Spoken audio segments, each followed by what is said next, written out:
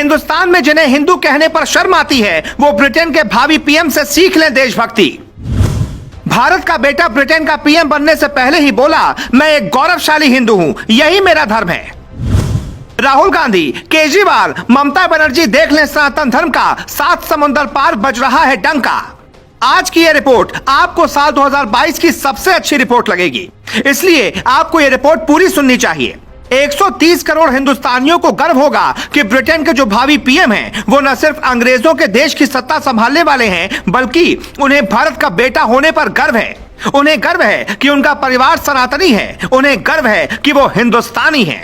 एक बयान देकर मोदी योगी के बाद तीसरा नाम दुनिया में ऋषि सुनक का कैसे जुड़ गया है, ये भी हम आपको बताएंगे। लेकिन पहले सुनिए उन्होंने ऐसा कहकर कैसे भारत का दिल जीत लिया।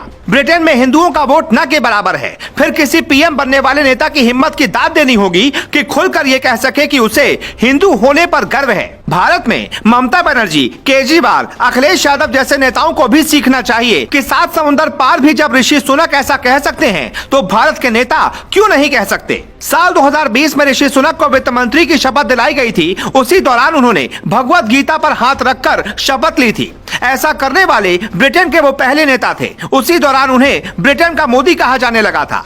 उसी वक्त ब्रिटेन के अखबारों में एक मुद्दा बन गया था कि सनातन धर्म का प्रचार ब्रिटेन में कैसे कोई नेता कर सकता है। मीडिया वालों ने भारत विरोधी सवालों की पूरी लिस्ट बनाई थी और ऋषि सुनक से पूछा। एक ब्रिटिश अखबार ने उनसे पूछा, आपने गीता पर हाथ रखकर कसम क्यों खाई? उनका जवाब आपको जरूर सुनना चाहिए। मैं अब ब्रिटेन का नागरिक हूं, लेकिन मेरा धर्म हिंदू है। भारत मेरी धार्मिक और सांस्कृतिक विरासत है। मैं गर्व से कह सकता हूं कि मैं एक हिंदू हूं और हिंदू होना ही मेरी पहचान है। मैं आज भी भगवान गणेश की पूजा करता हूं। हमारे टेबल पर आपको गणेश भगवान की प्रतिमा ही मिलेगी। मैं लोगों से भी कहना चाहूंगा कि वो हर धर्म का सम्मान करें, गौमांस न खाएं। हमने कभी कोई ऐसा काम नहीं किया जो हमारे धर्म के खिलाफ हो। ऋषि सुनक को देखकर कुछ ऐसा लगता है जैसे सालों पहले मनोज कुमार एक फिल्म में एक अंग्रेजों के देश में जाते हैं तो लोग उन पर उनके पहनावे और शराब सिगरेट न पीने पर हंसते हैं, लेकिन जब वो एक गाना सुनाते हैं तो विदेशी देश के लोग सन्न रह जाते हैं। और वो गाना था ये, भारत का रहने वाला हूँ, भारत की बात सुनाता हूँ। कुछ ऐसी ही कहानी है ब्रिटेन के भावी पीएम ऋषि सुनक की। पंजाबी खत्री परिवार में पैदा हुए सुनक ने भारत में बहुत कम वक्त बिताया है, लेकिन सुनक का भारत प्रेम उन लोगों की आंखें खोल सकता है जो घर छोड़कर जाते हैं, विदेशी बन जाते हैं। लेकिन इस हिंदू धर्म से प्रेम की एक खास वजह भी है, वजह ऐसी जो सुनक आज भी याद करते हैं। कुछ भी हो जाए, कितने भी बड़े इंसान बन जाना, कभी दादा के साथ हुए अन्याय को मत भूलना।